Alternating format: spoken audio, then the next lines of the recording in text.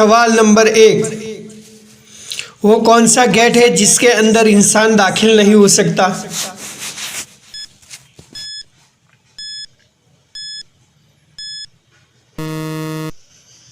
जवाब है कोलगेट।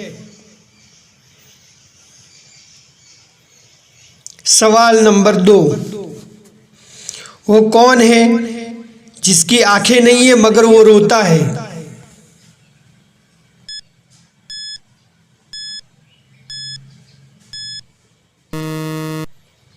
जवाब है बादल। सवाल नंबर 3, वो कौन सी चीज है जिसे सब सुन सकते हैं मगर आप नहीं?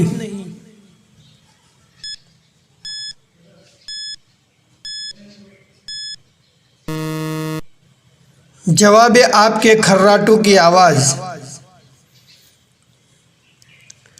सवाल नंबर 4, इंसानी जिस्म की सबसे अहम जरूरत कौन सी चीज है?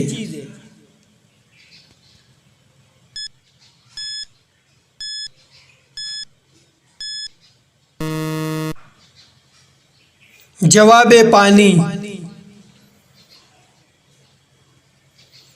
सवाल नंबर 5, दुनिया में सबसे ज्यादा कौन सी सब्जी खाई जाती है?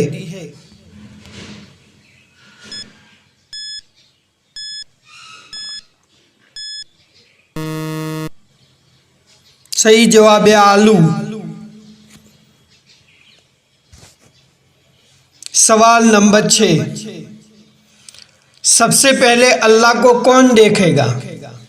जी आना जी, सबसे पहले अल्लाह को कौन देखेगा?